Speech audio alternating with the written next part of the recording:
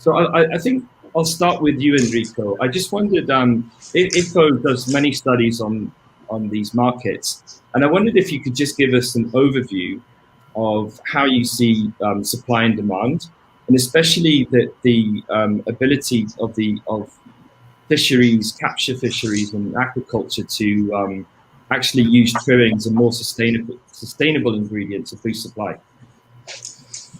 Thank you, Matt.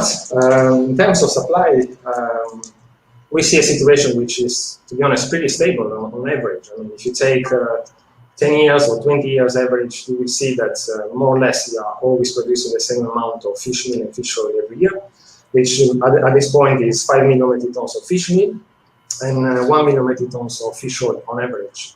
So in terms of supply, yeah, we can certainly say that our products are supplied in a finite way, but it's stable. Although we keep listening to reports or interpretation that would like to portray our supply as declining. That's the first point. In terms of sustainability, you mentioned already that more than 50% of the global supply is already certified as responsibly sourced, and obviously we never wasted any time to drive change also in the rest of the industry.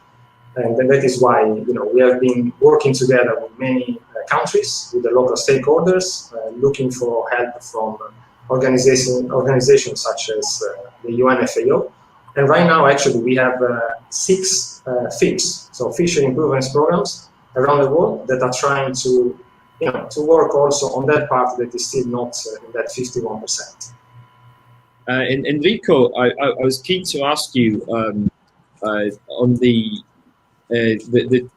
ability of both capture fisheries and aquaculture to increase the supply of trimmings, especially, and kind of waste streams from aquaculture industries. How much? I think the trimmings are about a third of total supply. Do you see scope for more supply coming from these sources? Okay, Matt, first of all, I'd like to specify one aspect that I don't think is clear here. When we say that more than 50% is certified, that doesn't mean that the rest is not sustainable or is not a responsible source. It just means that there is not a framework, a legal framework that allows those companies operating in those areas to be certified, which is different. So what we are trying to do is to help all those places to get to that point where the legal framework is there, all the measures are in there, so that companies working in a responsible manner are recognized for what they're doing.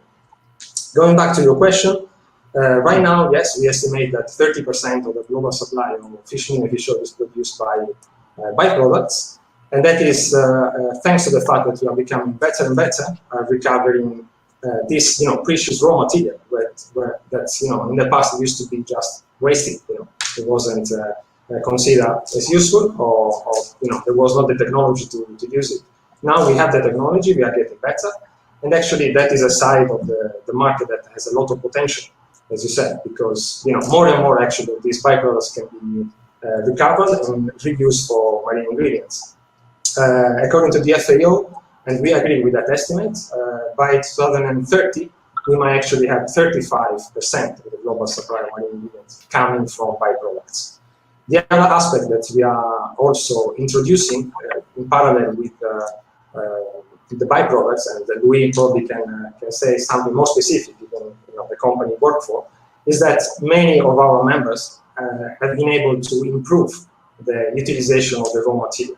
So with the same amount of raw material, nowadays they can produce more fish meal and fish oil because they have managed to improve the yields. So that is also something that we might give some balance to the growth of the byproducts.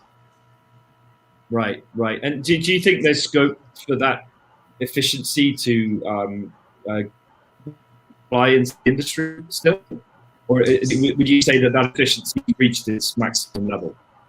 Well, I don't know. I'm not a technician. I just know that we see this constant improvement. So who knows? Maybe, yeah, they can still go up and up, And Enrico, I'd like to ask you a question on, there's questions on developing feeds using other marine ingredients. It's something we have sort of touched on already, but I just wondered if you had any view on, there are potential resources with mesopelagic resources, if this is something that the IFFO has a view on, and if you think that supply can be boosted from that, those sources. Yeah, no, we are obviously following very closely these new potential sectors. The krill is already, I think, a reality. Very, very, very sustainable. They really take a small amount of the total biomass, so absolutely sustainable. And we know that there are different projects, especially in Norway, especially in South Africa, about mesopelagic. Again, they are trying to make sure that they know exactly the biomass in order to develop a process that is sustainable. And they are also trying to understand what is the best technology to use that kind of biomass, because it's a very difficult fish to catch and to preserve and to transform into something else. So clearly, yeah, those are two potential when it comes to pelagic. But again, because I hear first, I heard before that in Asia there's no recycle of raw material in terms of byproduct. It's actually not true. There are countries where actually it's there's a very high percentage. Even in China, at least 1/3 of the fish meal is produced by byproducts. In places like Vietnam, 50% of the fish meal is coming from byproducts, and 90% of the fish oil is coming from byproducts. So I think talking about Asia as a monolith is not correct. There are different situations in there as well. I could mention also the Philippines. I could mention Indonesia. Lots of byproducts used in there. And then, if you allow me, Matt, I'd like to go back to the inclusion rates, because I think Luis and Kevin said two right things. You need to consider the different sections of the aquaculture sector. And clearly, based on the nature of the fish, you might have fish that can survive without fish meal, but others clearly not. The carnivorous species, they really need it. And actually, very recently, both IWOS and Bioma said that they have probably reached the minimum amount of fish meal that they can use. So they cannot go below that. That's what they said. And on the other hand, you have some salmon farmers in the Faroe Islands, in Norway, that are actually asking for feed that has more inclusion rates of fish meal and fish oil, because they find more efficient actually to have all the nutritional benefits that fish meal and fish oil provide in just one go, rather than going and looking for different ingredients that can provide the same amount of nutrition. So I think we need to look at the sector in a more detailed way. So there will be sessions in which, probably, they won't need the fish meat, also because of the nature of the fish, but in others in which actually we see that they are moving towards a higher usage of marine ingredients. And that is because actually we remain competitive, and because the supply, although finite, as I said, and obviously there's no doubt about that, is clearly stable. It has been stable over time. I think given the Enrico representing IFFO is on the call, I'd like to give you the opportunity as well to talk about this as well, the role of marine ingredients. Yeah, no, obviously there are different issues to consider here.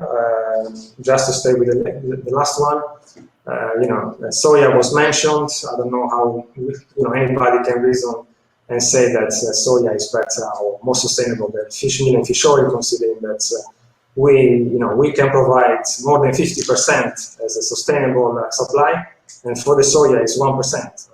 I don't know how it works, but having said that, we know that marine ingredients are used because of what Kevin said, because of the nutrients. Fish meal and fish oil, when it comes to aquafeed, can provide in one package all the nutrients that the fish need, just because in the wild, fish eat fish. That's it, simple as that. Now, we understand all the other issues clearly. That is why, IFFO has been always trying to drive change in the industry. But I think here the issue is another one that has not been touched, or slightly touched at the beginning of the presentation, Matt. When you were showing the fact that captured fishes will be stable over time, so there won't be more fish coming from the wild fisheries. and more will need to come from aquaculture. Now, how do you obtain that?